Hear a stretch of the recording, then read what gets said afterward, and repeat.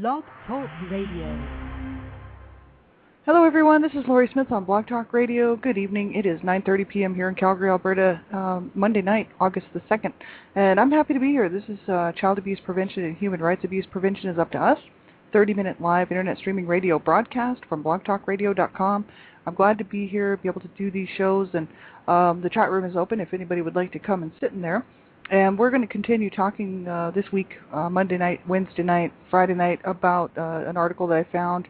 It's actually a PDF download from the Child Welfare Gateway, Child Welfare Information Gateway, and that's at www.childwelfare.gov/pubs, PUBS/user manuals/foundation/foundation.pdf. And this article, we kind of left off around page 34 on Friday night. And this is a really good article. It's actually, the title of it is Child Abuse and Neglect User Manual Series. It's a coordinated response to child abuse and neglect, the Foundation for Practice. This is put out by the U.S. Department of Health and Human Services, Administration for Children and Families, Administration on Children, Youth and Families, Children's Bureau, and Office on Child Abuse and Neglect. It's 114 pages long, this PDF. And I don't think we'll cover the whole thing. But I wanted to take a look at it. It's very good information. It's kind of a bit more current than some. It's actually, I think this was all written up about the year 2000, somewhere in there. And so, it's not completely current. But I like some of the stuff that they had to say when I was going through and what we've been sort of touching on and talking about, which is like the issues of child maltreatment and neglect. And the fact that, most people, when they talk about child abuse, most of the attention goes to physical abuse, child sexual abuse, and whatnot, because it is considered to be just so much more serious, and I believe it is. But there's also the whole realm of physical neglect, emotional neglect, the whole issue of neglect. It's absolutely huge. It's so overwhelmingly huge that we really need to stop this. So that's why we're doing this. That's why I'm doing these shows. And I'm not a counselor or a therapist. I don't have any certificates in those areas. I do a lot of talking about survivor issues and whatnot on my show in the morning, one child abuse survivor to another, and that's mainly because I'm a survivor of child abuse, and I think it's so important to talk about these things that happen to us and what we go through as adult survivors of child abuse, and just to make sure that we do reach out and get some help, right? And then the Canada Regional Director for Dreamcatchers for Abused Children, I'm continually studying all the time information regarding child abuse prevention and of course human rights abuses, right? I mean, child abuse is a human rights abuse. Children have rights, and a lot of people don't know this, and they wouldn't think about it in their day-to-day life, but children have the right to life. They have the right to they have all the rights that other human beings have. They have the right to education, the right to health care, the right to safety, protection, the right to shelter and food, water, clothing, the right to spirituality, the right to know their family, generational rights, they have rights, right?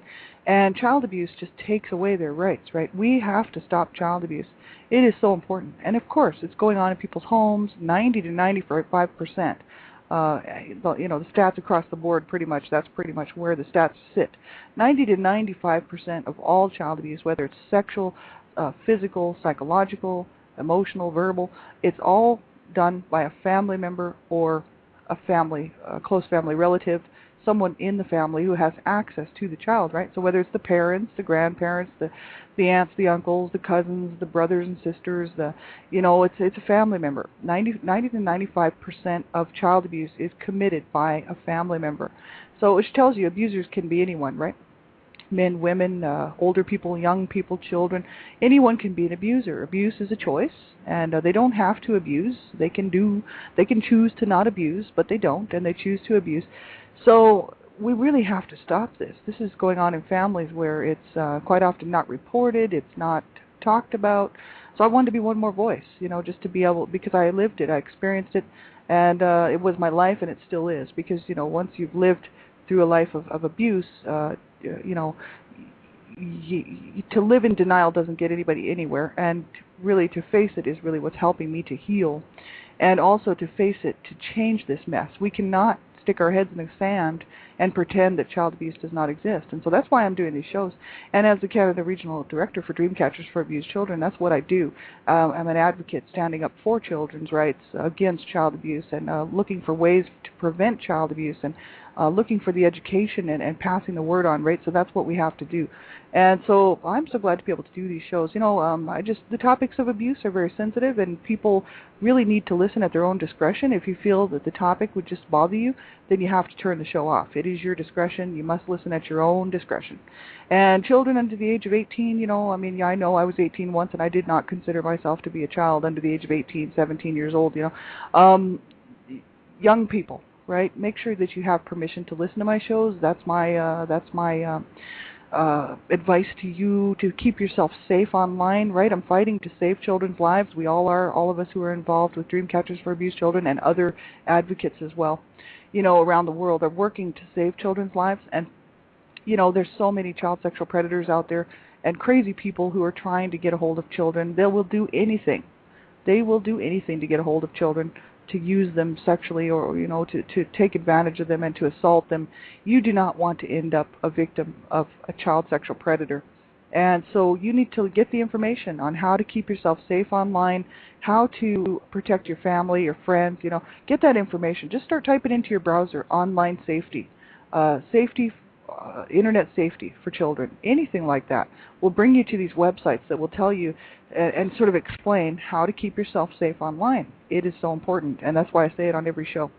And young people, you know, listening to the topics of abuse is, if you haven't heard a whole lot about abuse, it could be kind of scary, and that's the really young kids, right? I'm just asking that everyone have permission to listen to my shows because there's a lot of adult content on here, and abuse is not talked about in mainstream society quite often. People don't like to talk about abuse. It's very uncomfortable for most people. I lived it. My whole life was surrounded by abuse, and so it was part of my daily living. I don't mind talking about it, but I know that there's a lot of people who find it very uncomfortable, and so especially young people. They might not have heard a whole lot about it, and so you might have a lot of questions and be confused and maybe upset by some of the material, and that's why I ask that you have an adult listen to the show with you to make sure that it's okay that you listen to the show, and then you're not by yourself wondering what I'm talking about and what the information is all about, right? You'll have someone there to help you to find that information, right? So we'll get right on into the show, and I want to go to www.childwelfare.gov, and that's the article on that article that we've been talking about all week, and it is called Coordinated Response to Child Abuse and Neglect, the Foundation for Practice. And we left off pretty much around page 34 there, between 30 and 34 of this actual PDF document.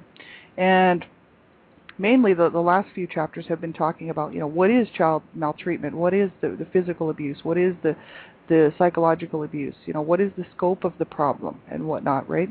There's lots and lots of stats on here, and I'm not going to read all the numbers out, right? You can go and check that out for yourself. Chapter 5 is where we kind of left off, and that's what factors contribute to child abuse and neglect. And there's no single known cause. I'm just reading right from the page here, page 34. There's no single known cause of child maltreatment, nor is there any single description that captures all families in which children are victims of abuse and neglect. Child maltreatment occurs across socioeconomic, religious, cultural, racial, and ethnic groups, and while no specific causes definitively have been identified that lead a parent or other caregiver to abuse or neglect a child, research has recognized a number of risk factors or attributes commonly associated with maltreatment. So they said children within families and environments in which these factors exist have a higher probability of experiencing maltreatment. It must be emphasized, however, that while certain factors often are present among families where maltreatment occurs, this does not mean that the presence of these factors will always result in child abuse and neglect, and that's true. Because there's many times people are, grow up in poverty-stricken areas, and there's no money in the home, and even maybe one of the parents drinks, but doesn't necessarily mean that the children are always abused, right? So that's what they're saying. Or they might be a situation where there's a single-parent family, but there's lots of money, and the kids grow up kind of privileged, but yet the mother, doesn't mean that the mother's or the father's going to abuse these children, right? Because they're a single parent and they're stressed out, right? Many times, parents and caregivers can cope even in the hardest of situations, the hardest of times, and that's the whole issue. It's the coping issues, right? That these people, these caregivers and parents, or the lack of the coping abilities, right? That actually, to me, really escalate the abuse, right? If the parents can't cope, it doesn't matter what situation they're in, whether they're having financial difficulties or whether they're extremely rich. If the parents can't cope, there will, quite often be some type of abuse, right? And that's just because the parents are having a hard time and just cannot get it together. And that's why it's so important for parents to know, there's help out there. You don't have to hurt your children. You do not have to lash out at your family, and you can get help, right? That's the main thing. People are people, and everyone deserves to get help. And these parents out here who are struggling and having, whether they have mental, issues going on, some type of mental disorder, or maybe they've lost their job, and then all of a sudden, they find that they're drinking too much, and things, bills are tight, and everybody's stressed out. Don't take it out on your children or your family, right? You can get help. There's lots of good help out there. And you don't deserve to suffer either. This is the whole issue. Children don't want to see their parents suffering either. But then when the parents go and abuse the children, it just makes it just a big mess. It turns into a huge mess, and that's what I was born into, brought up in, and have had to fight to survive. So that's the whole important thing. Parents are people too, and they need help, right? Quite often they don't get that help that they need, and the children suffer, everyone suffers, and the family just spirals downward, and this is what happens, right? And this is why I'm doing these shows. So it's so important for people to get help, right? And they say here, the factors that may contribute to maltreatment in one family may not result in child abuse and neglect in another family. For example, several researchers note the relation between poverty and maltreatment, yet it must be noted that most people living in poverty do not harm their children. Professionals who intervene in cases of child maltreatment must recognize the multiple complex causes of the problem and must tailor their assessment and treatment of children and families to meet the specific needs and circumstances of the family. And they go on to talk about risk factors associated with child maltreatment can be grouped into 4 domains, and that's number 1, they list here parent or caregiver factors, number 2, family factors, number 3, child factors, and number 4, environmental factors.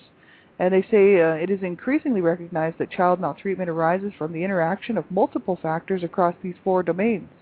And the sections that follow examine the risk factors in each category. Available research suggests that different factors may play varying roles in accounting for different forms of child maltreatment, for instance, physical abuse, sexual abuse, neglect, and psychological or emotional abuse. Some of these differences are highlighted throughout the chapter. And a greater understanding of risk factors can help professionals working with children and families both to identify maltreatment and high-risk situations and to intervene appropriately. Assessment of the specific risk factors that affect a family may influence the prioritization of intervention services for that family, for instance, substance abuse treatment, right? Moreover, addressing risk and protective factors can help to prevent child abuse and neglect. For example, prevention programs may focus on increasing social supports for families, thereby reducing the risk of social isolation, or providing parent education to improve parents' age-appropriate expectations for their children. That's just very important, right? Prevention activities and their links to risk factors are discussed further in Chapter 7, what can be done to prevent child abuse and neglect. So this is such good information. I hope everybody would go and take a look at this for themselves. Parent or caregiver factors. Parent or caregiver factors potentially contributing to maltreatment relate to, and they list a whole bunch of stuff here, personality characteristics and psychological well-being, history of maltreatment, substance abuse, attitudes and knowledge, age, and they say here personality characteristics and psychological well-being. They talk about that one. They actually go in and talk about them all.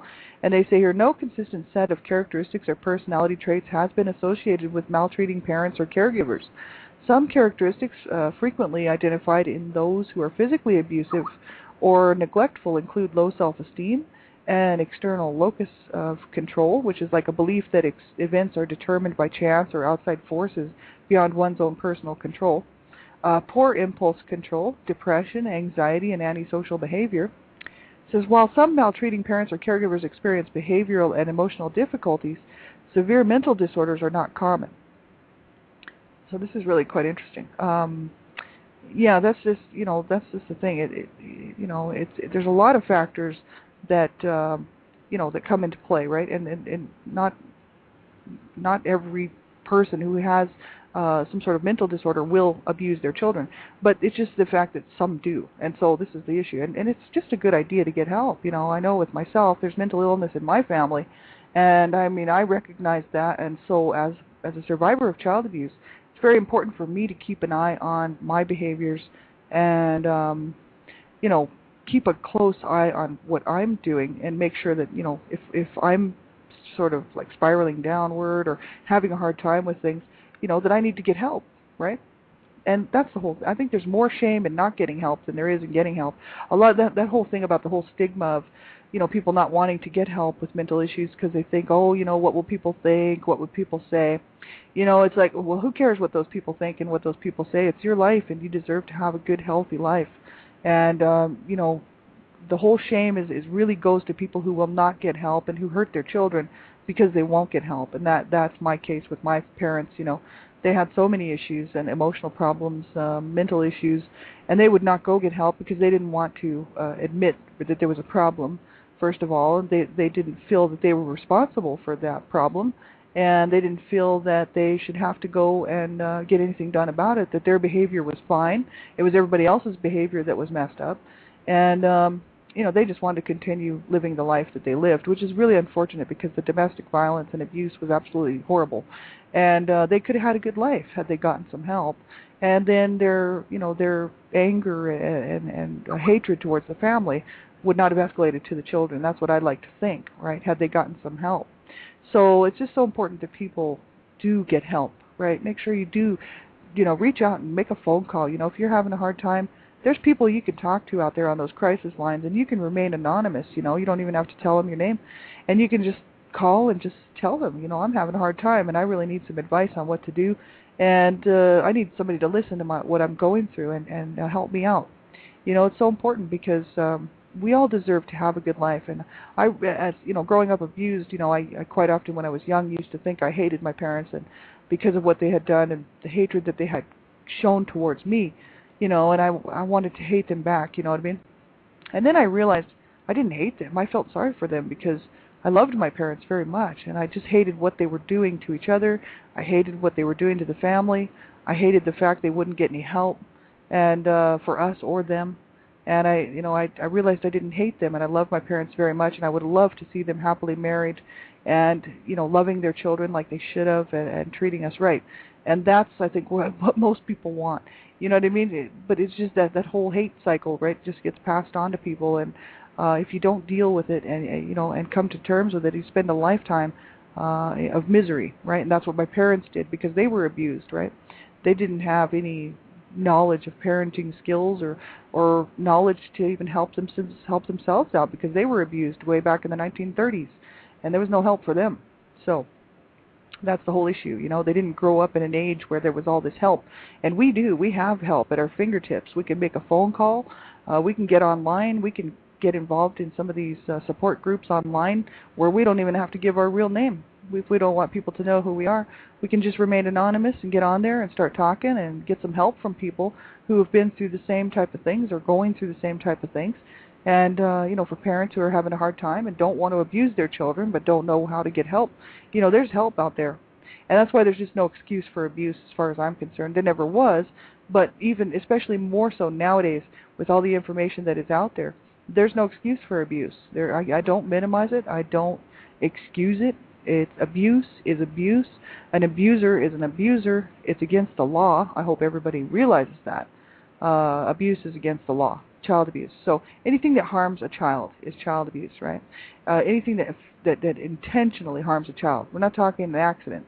We're not a real accident. I mean, so many parents hurt their children and then call it an accident, but we're talking real intentional harm towards a child. That is abuse, right? And so many times parents abuse their children. And one out of really the stats across the board are pretty much similar for all the different types of abuse. 1 out of 3 to 4 girls, 1 out of 6 to 7 boys. So that's 1 out of 3 girls, 1 out of 6 boys will be abused sexually under the age of 18, whether it's unwanted sexual touching or sexual assault, right? And 1 out of 3 or 4 girls, 1 out of 6 or 7 boys will be either physically, psychologically, emotionally, verbally abused, neglected under the age of 18. So this is the stats, this is the truth, and this is a fact, right? And you just think about how many survivors there are on this planet who are suffering. And then you think about how many parents there are and caregivers out there who have abused these children. And this is the fact. There's so many abusers out there. These are the people sitting in our offices right next to us. These are the people working at the construction sites. These are the people the doctors, the lawyers, these are the people on the corner having lunch, They go home and abuse their family and their children, whether it's men or women, doesn't matter. These are the grandmas and grandpas. Abuse is a choice, and abusers can be anyone. And so many abusers out there. It's just a shame that there couldn't be some sort of automatic button that would light up on an abuser's forehead if they abused their children or their family in any way. This little button would light up, and we'd all be able to see exactly who these people are. It would be great, because you would see that it's actually probably 90% of the population. Absolutely ridiculous. And we really have to start working within families to strengthen families and to teach people again how to love their families properly, how to treat their families properly, how to put their children in first place, really. Stop worrying about their own needs and start thinking about their children. And, start thinking about the family as a whole unit, right? Instead of, it's just mom and dad and who cares about the kids. And, or just, even, the other way around, just care about the kids and who cares about the wife or the husband. That's just as bad. Families really need to work on family relationships, and this is something that society is going to have to do, whether we want to or not. And eventually, I hope to see so many more programs out there for families who are having a hard time. And I hope to see so many more courts that will actually enforce court-ordered counseling. My parents were ordered to go to court-ordered counseling. They had to go to court. They were brought up on child abuse charges when I was a toddler.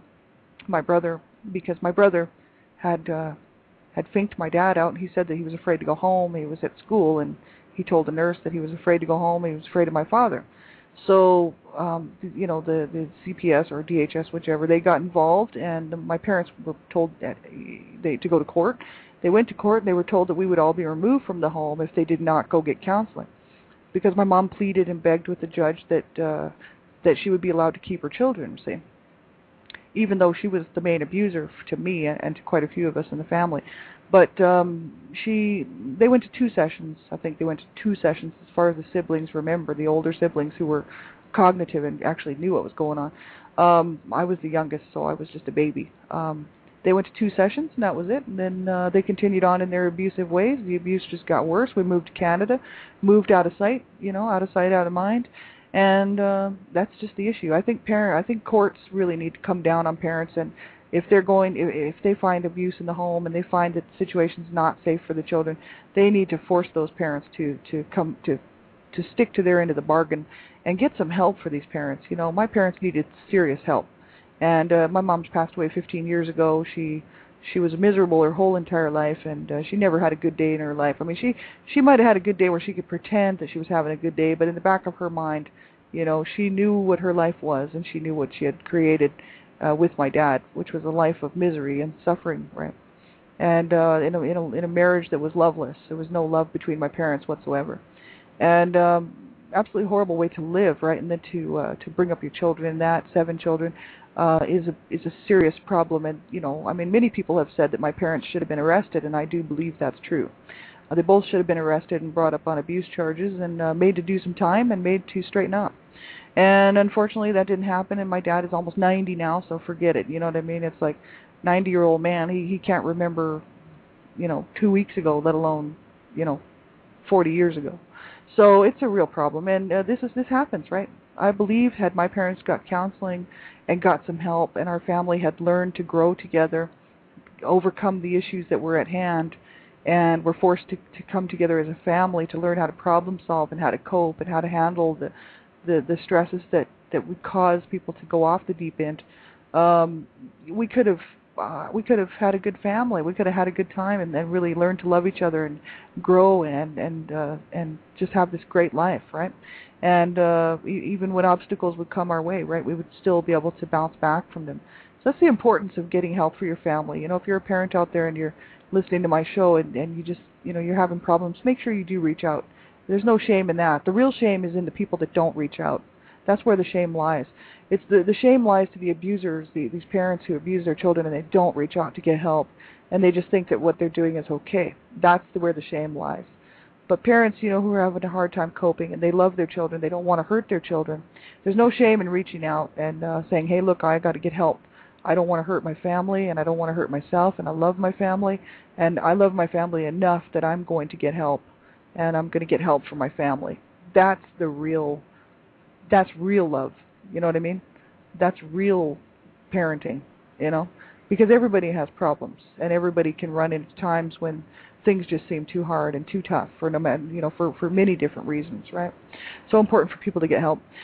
They say here, they go on to talk about parental histories and cycle of abuse, right? A parent's childhood history plays a large part in how he or she may behave as a parent, and individuals with poor parental role models or those who did not have their own needs met may find it very difficult to meet the needs of their children.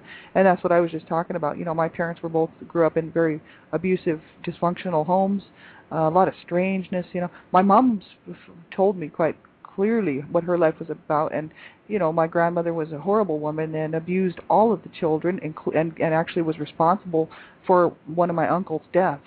He was a young man. He was about 18 years old. She beat him up, and then made him sleep. She whipped him with a horsewhip, and then made him sleep in the barn in the wintertime, and he got pneumonia and he died.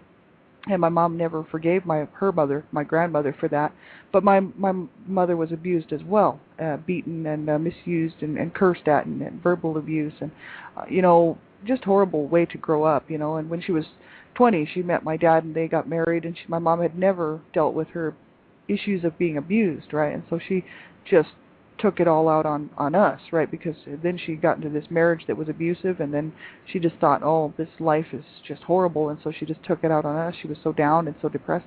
My dad, there's no real telling. My grandparents were dead before I was even born on my dad's side, because they were so old. They were born in the 1890s or something, and so you know they were very strange. They were cousins. They were first cousins. There might have been some sexual abuse there. I don't know. My dad only talks about the good stuff. He only talks about the good times back when he was growing up, but his whole family seems to be a little bit off. There just seems to be something wrong with all of his siblings, and none of them are talking, but there were stories that were going around, especially from different people who lived in the area, because my parents grew up in a small rural community, right? And so who knows if the stories were true and accurate. Only my dad knows, and only he would be able to talk about what really happened in his family. But there was some serious problems there, and they did not teach him how to properly treat people and how to love people and how to be a good father and how to talk to your children. I mean, he grew up with parents who were born in the late 1890s, and these people were brought up to believe that children should be heard and not seen, and that if they misbehaved, they'd be beaten. You know, very abusive, backward people I come from, right? And so my parents did, so I did. So my parents just carried that on. You know, they just carried it on, and so many parents do. So parents with a childhood history of abuse, you know, it plays a big role in it. It can. And that doesn't mean that every person who's ever been abused will go on to abuse their children. That's actually a myth. It's not a fact. There's many parents who have been abused who go the opposite way and do everything they can to protect their children and love their children and bring them up properly and care about their children, because they've been through it, so they don't want that to happen to their children, so they break the cycle, right? Well, we have about a minute left, so we'll have to continue on with this on Wednesday night. You can check it out at www.childwelfare.gov/pubs/user manuals /foundation/foundation.pdf, and it's a great PDF document. I really like it. So take care, everybody. I'll be back on tomorrow morning, One Child Abuse Survivor to Another, and 6 o'clock in the morning, same time, same place. Tomorrow night, Dreamcatchers Talk Radio, 10 p.m. Eastern Standard Time, and we have a new regional director coming on the show, and we're going to introduce her tomorrow night, Janelle Matula, and she's going to be hopefully joining us. If she can't, she might have prior plans. So if not, I'll be on the show and I'll be doing the show. So I hope you can join us then at www.blogtalkradio.com/dreamcatchers. So 10 o'clock p.m. Eastern Standard Time tomorrow night. Take care, everybody. Have a good night. And if you need something, get a hold of me. I'll be on Facebook. You can send me a message here at Blog Talk Radio. And thanks so much, everybody, for tuning in. I really appreciate it. And I really appreciate your support. I know most of you are my friends, and I love you all very much. And take good care until next time. Bye-bye.